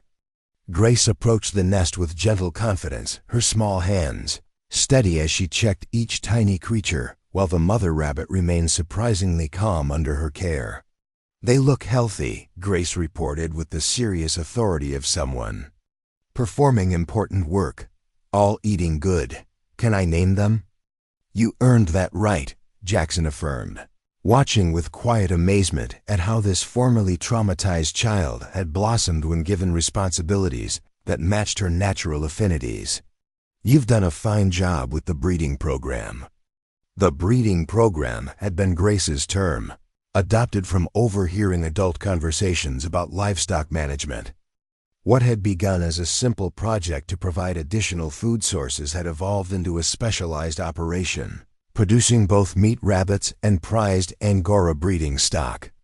Grace maintained meticulous records, or at least drawings that represented lineage and characteristics that guided their selective breeding for desirable traits. Similar transformations were evident across the ranch. The old storage shed near the barn had been converted into a workshop where Joseph spent hours alongside Jackson, repairing equipment not just for their own use, but increasingly for neighboring ranchers who found the Blackwell service more convenient than traveling to distant towns. The boys' intuitive understanding of mechanical principles sometimes surpassed Jackson's own, particularly when adapting existing tools for specialized purposes. "We could modify this harrow to work better on the terraced slopes," Joseph suggested one afternoon, sketching his idea on a slate. His design ingeniously addressed the challenge of cultivating the stepped gardens they had created on the eastern hillside. "See, if we adjust the angle here and create flexible sections, it can follow the contours without damaging the stone walls." Jackson studied the drawing with genuine admiration. "That's brilliant, Joseph. Much better than what I was planning. Let's build a prototype and test it." Such exchanges had become common, with Jackson consciously embracing the children's innovations rather than insisting on traditional approaches. The results spoke for themselves. Productivity increased while labor decreased, allowing them to manage more diverse operations with their limited workforce. Emma's contribution had expanded beyond organization to include business negotiations that belied her young age. Her natural intelligence combined with a forthright manner that adults found both disarming and persuasive. When merchants from Helena visited to discuss purchasing their specialized herbs and vegetables, Emma often led these conversations, presenting detailed information about quantities, quality, and reasonable pricing with composed confidence.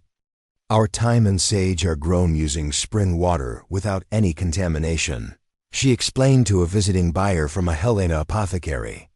"Dr. Simmons says they're more potent than any he's seen imported from back east. We believe that justifies the premium price we're asking." The merchant, initially amused by negotiating with a child, quickly recognized Emma's command of the subject matter and the quality of their products. The resulting contract provided guaranteed income that brought them significantly closer to meeting their July bank obligation. By mid-June, their diverse initiatives had generated just over $200 toward the critical payment. Impressive progress, but still insufficient with only weeks remaining before Hollister's deadline. Jackson worked from dawn until well past dusk, sometimes falling asleep at the table over account books and planning documents. The children matched his determination, understanding without being explicitly told that their future together hung in the balance. The breakthrough came unexpectedly one sweltering afternoon, when 3 wagons bearing the distinctive CCC brand rolled onto Blackwell property. Jackson tensed, expecting another confrontation with Coleman or his representatives. Instead, He found himself facing Coleman's foreman, Davis, and 6 cowhands looking distinctly uncomfortable. "Blackwell," Davis acknowledged gruffly, removing his hat in the formal manner of men conducting official business. "We've got a situation over at the North Pasture. 27 cows down with something that's spreading fast through the herd.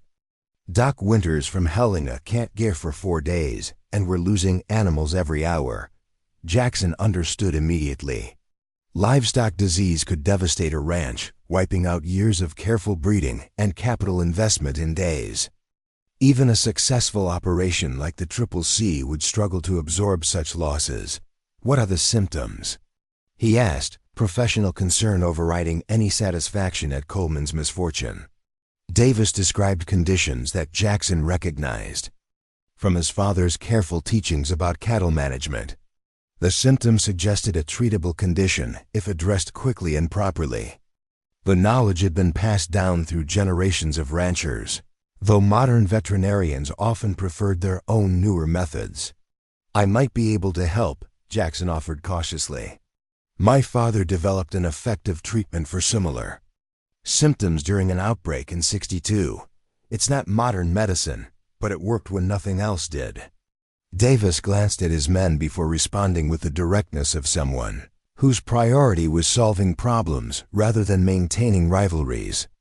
"Coleman's in Helena on business. My job is to protect Triple C stock however necessary. If you can help, we'd be obliged." The next 48 hours transformed the relationship between the Blackwell Ranch and the Triple C. Jackson, working alongside Triple C hands, implemented the treatment his father had documented in journals now carefully preserved in Jackson's desk. Emma coordinated the preparation of the herbal mixtures required, precisely measuring ingredients according to the elder Blackwell's notes. Joseph helped adapt feeding equipment to administer the treatment efficiently to large numbers of cattle. By the time Coleman returned from Helena, the outbreak had been contained with minimal losses. The recovering cattle were segregated from the healthy herd, and no new cases had appeared in 24 hours. Davis presented the situation factually, including the critical role the Blackwell knowledge and assistance had played in averting disaster. Coleman arrived at the Blackwell Ranch the following morning, his expression unreadable as Jackson met him on the porch.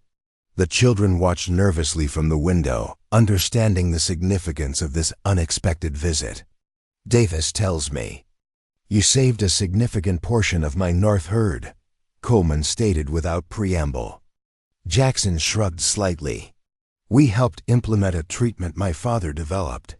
The credit belongs to his knowledge, not my efforts." Coleman nodded, studying the property with new attention, noting the orderly gardens, the expanded animal enclosures, the workshop where Joseph had been repairing a specialized irrigation pump. His assessment was that of a businessman reevaluating an asset previously deemed inadequate. "You've made changes here," he observed. "Substantial ones from what I can see. Necessary adaptations," Jackson replied. "The cattle market alone couldn't sustain us, so we diversified." Coleman's attention shifted to the window where the children quickly ducked out of sight, though not quite quickly enough. Davis mentioned the children were involved in preparing the treatment. Said the girl mixed the compounds with pharmaceutical precision, and the boy modified equipment to improve delivery methods. "Emma and Joseph," Jackson corrected, emphasizing their names rather than generic references. "And yes, they're integral to everything we do here. They're not just children I've taken in. They're family and partners in this operation." Something shifted in Coleman's expression, not quite softening, but a recalibration of his assessment. "I've been ranching in this territory for 23 years, Blackwell. Seen operations come and go, mostly go when they couldn't adapt to changing conditions. I was convinced your place would follow that pattern, especially after you took on those orphans."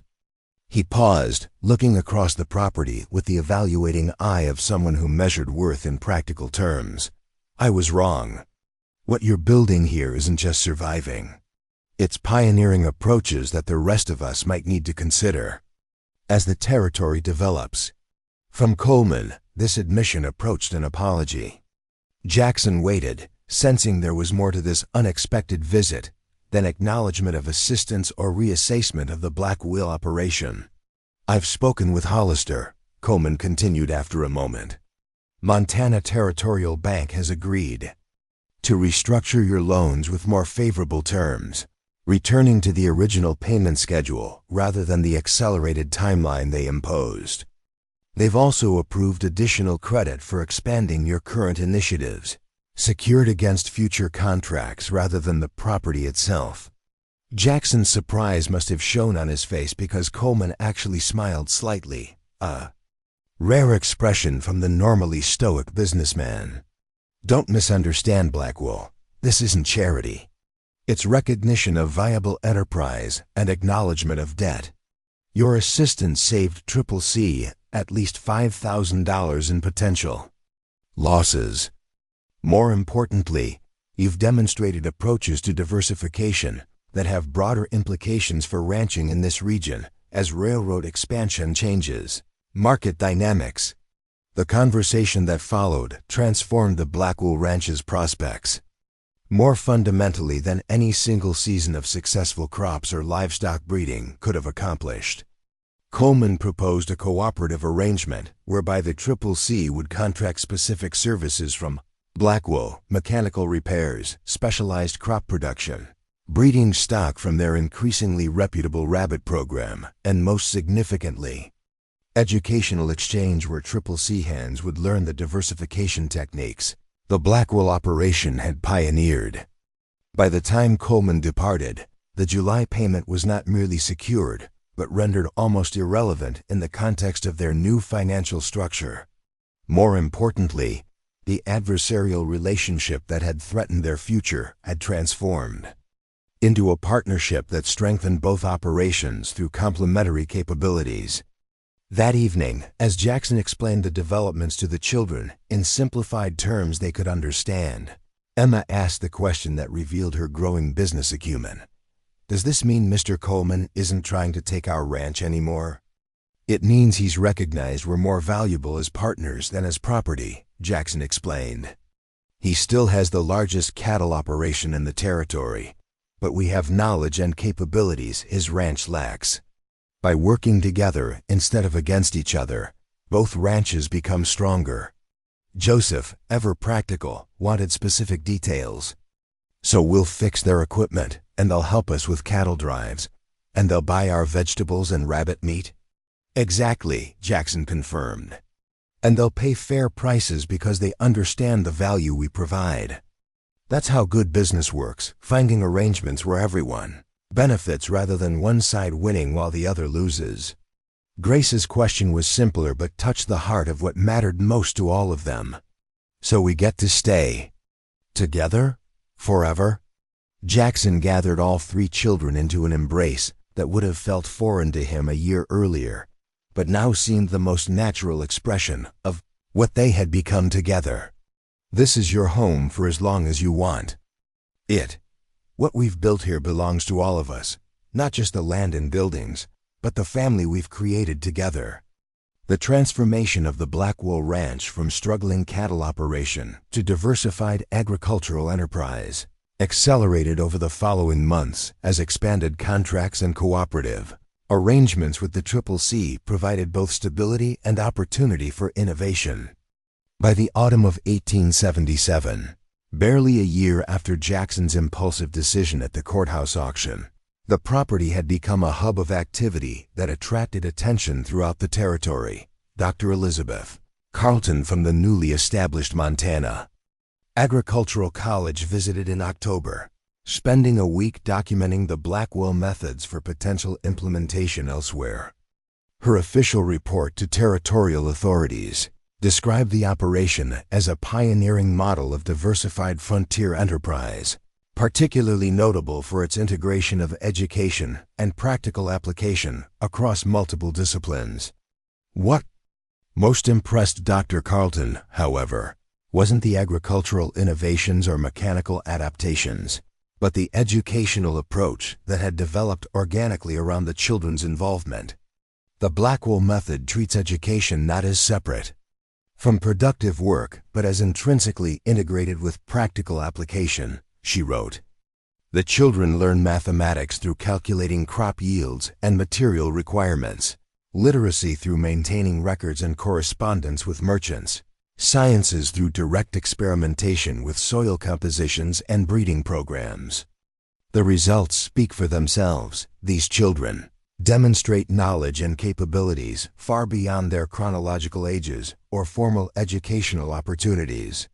Her report recommended establishing a formal program whereby other children from the territory might benefit from the Blackwell approach, particularly those whose circumstances didn't allow for traditional schooling.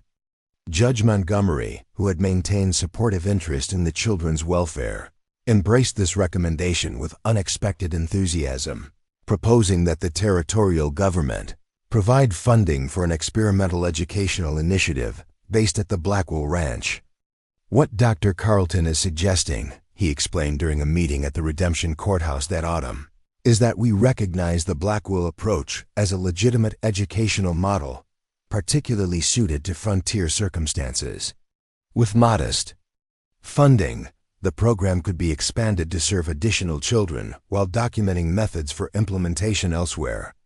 Jackson's initial hesitation reflected his protective instincts toward Emma, Joseph, and Grace.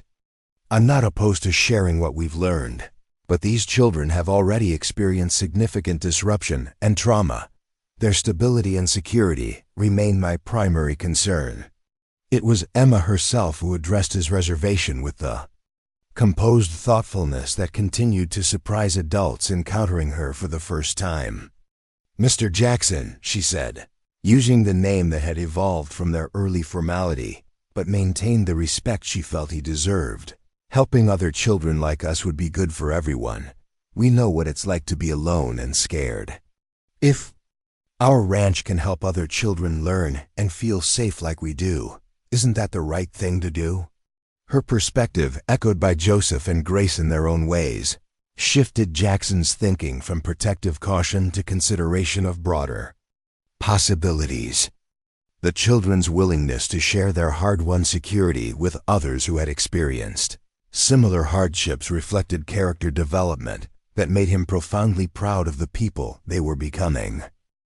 By December 1877, the framework for what would become known as the Blackwell Educational Initiative had taken shape through collaborative planning between Jackson, Judge Montgomery, Dr. Carlton, and even Conrad Coleman, whose financial contributions significantly expanded the program's potential scope. The initiative would begin modestly. 3 additional children from challenging circumstances would join the Blackwell household in spring 1878. Participating fully in the ranch's operations while receiving the integrated practical education that had proven so effective. These children would be carefully selected based on both their needs and potential compatibility with the existing Blackwell family. Unlike traditional orphan placements that prioritized labor potential, the selection criteria emphasized creating a balanced community where different capabilities and interests could complement each other while providing each child with opportunities to develop their natural talents. Jackson insisted on one non-negotiable condition. These would not be temporary placements or labor arrangements, but permanent additions to the Blackwell family, with all the security and belonging that implied. These children need to know they're coming to a home, not an institution or temporary situation, he explained to the planning committee. The stability of permanent family is essential to both their emotional development and educational progress. This insistence on permanent family bonds, rather than institutional arrangements, represented a revolutionary approach to orphan care in the territory, challenging prevailing assumptions about child welfare and education. Dr. Carlton's documentation highlighted this aspect particularly, noting that the Blackwell model recognizes that emotional security forms the necessary foundation for intellectual and practical development. Children who know they belong can focus their energy on learning and growth rather than surviving uncertainty. The winter of 1877–78 brought new challenges, but not the desperate struggle for survival that had characterized the previous year. The ranch's diversified operations provided both stability and flexibility, while their cooperative arrangement with the CCC created efficiencies that benefited both properties. Jackson and the children used the relatively quieter winter months to prepare for the program's expansion, adapting spaces and systems to accommodate additional children, while maintaining the family atmosphere that had proven so essential to their success. Emma took primary responsibility for developing the educational framework, drawing on her own experiences to create structured approaches to integrated learning. Joseph focused on expanding the workshop facilities, recognizing that additional children would bring diverse interests that might require new tools and spaces. Grace, now 5 and increasingly articulate about her ideas, concentrated on ensuring the new children would feel immediately welcomed, creating personalized spaces with thoughtful touches that reflected her emerging empathy. They'll need special things that are just theirs, she explained seriously as she embroidered names on pillowcases with painstaking care, her small fingers managing the needle with surprising dexterity. When you lose everything, having something that's really yours matters a lot. By spring 1878, when the first 3 children arrived at the Blackwell Ranch, the operation had evolved beyond anything Jackson could have imagined when he impulsively bid $27 at the Courthouse auction. The struggling cattle ranch had transformed into a thriving, diversified enterprise that employed innovative approaches to agriculture, animal husbandry, and mechanical services. More significantly, the lonely man fighting to preserve his father's legacy had become the patriarch of an expanding family defined not by blood, but by shared purpose and mutual commitment. The arrival of Michael, 10, Sarah, 7, and William, 6, siblings who had lost their parents to scarlet fever, marked the beginning of the Blackwell Educational Initiative's formal implementation. Their integration into the existing family proceeded more smoothly than even the most optimistic planners had anticipated, largely due to the careful preparation and genuine welcome offered by Emma, Joseph, and Grace. "We know what it's like to be scared and not know what's going to happen," Emma told the newcomers on their first evening, as they sat around the expanded dining table in the ranch house that had been modified to accommodate their growing numbers. "But this is different from other places. This is home now for always. And we're all family here, not because we were born that way, but because we chose each other." The simplicity of her explanation captured the essence of what made the Blackwell approach revolutionary. In a society that defined family primarily through blood relations and marriage, they had created a community based on choice, commitment, and recognition of each person's inherent value regardless of age or circumstance. By 1880, the Blackwell Educational Initiative had expanded to include 12 children ranging in age from 5 to 16, with a waiting list of applications from throughout the territory. The original ranch house had been supplemented with additional buildings that maintained the family-centered approach while accommodating their growing numbers.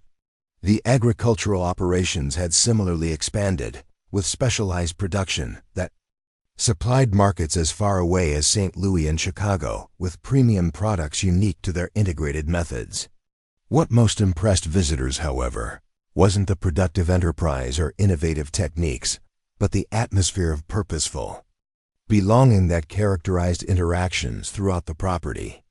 Children worked alongside adults in meaningful activities matched to their abilities and interests, contributing genuinely to the community's success while developing skills that would serve them throughout their lives. The artificial separation between education and practical application had been eliminated, creating seamless integration of intellectual development and useful productivity. Conrad Coleman, whose initial skepticism had transformed into active support, perhaps summarized the Blackwell impact most effectively during an address to the Territorial Development Commission in 1882.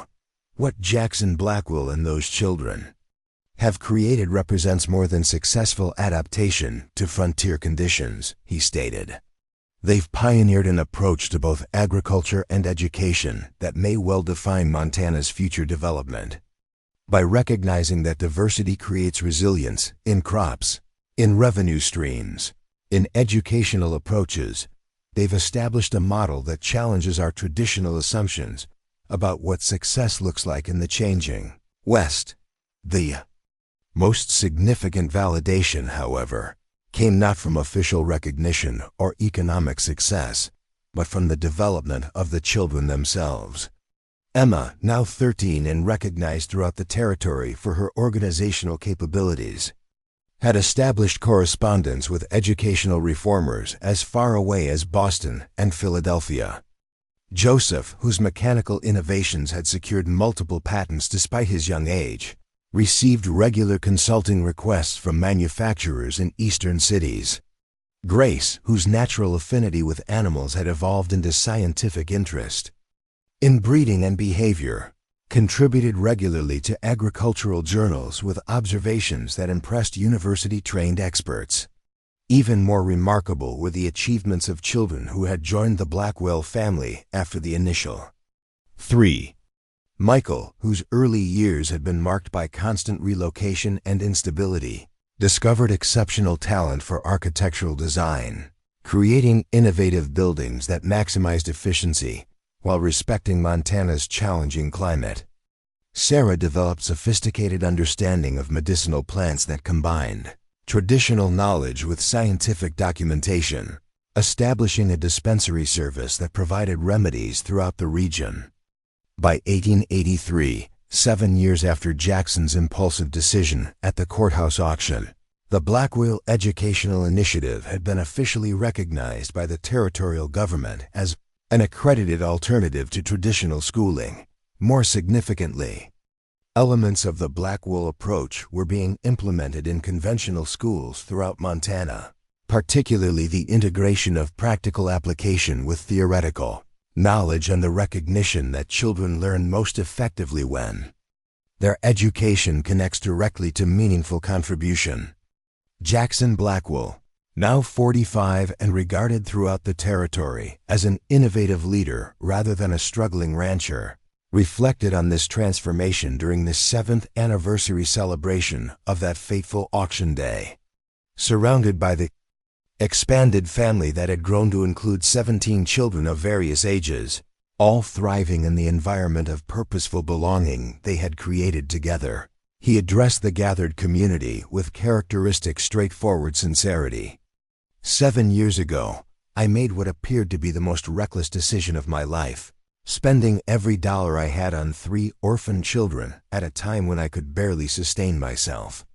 By any rational calculation, it should have ended in failure for all of us. Instead, it became the foundation for everything you see here today. He gestured toward the thriving operation that had expanded far beyond the original Blackwell boundaries, now encompassing educational facilities, specialized agricultural production, mechanical innovation centers, and family-centered housing that maintained the intimate scale essential to their approach, despite their growing numbers. What I've learned through this journey is that true value isn't measured in acres or cattle or bank accounts. It's measured in the lives we touch and the futures we help create. Emma, Joseph, and Grace didn't just receive a home that day at the auction. They helped build an entirely new understanding of what family and education could mean on the frontier. Emma, standing tall beside the younger children she now helped mentor, added her perspective with the composed eloquence that had become her hallmark. What makes the Blackwell approach work isn't just the practical methods or integrated learning. It's the fundamental belief that every child has unique value and capabilities worth developing.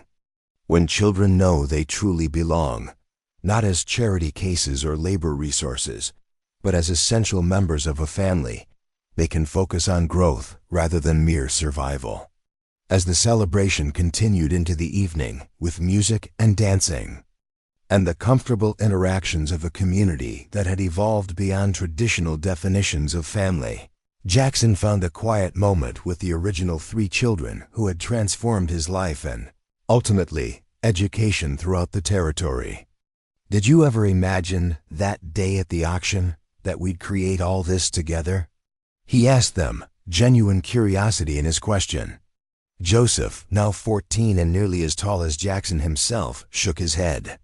I was just hoping for enough food and a warm place to sleep. I couldn't have imagined anything like what we've built. Emma, ever thoughtful, considered more deeply. I think perhaps you saw possibilities that day that the rest of us couldn't yet recognize. Not specifically this program or these buildings, but the potential for something meaningful to grow from that difficult beginning. Grace, at 11 still the most intuitive of the 3, expressed the simplest truth. You saw us as people, worth saving when everyone else just saw problems or expenses. And then we all discovered we could help save each other, and then help save others too. That's the Blackwell way, isn't it? Seeing value where others don't look, and then helping it grow. The Blackwell way, the phrase had spread throughout the territory and beyond, shorthand for an approach that integrated practical innovation, educational reform, and family-centered development. What had begun with a desperate rancher's impulsive bid for 3 unwanted children had evolved into a model that challenged fundamental assumptions about education, community, and the possibilities for creating meaningful futures from unpromising beginnings.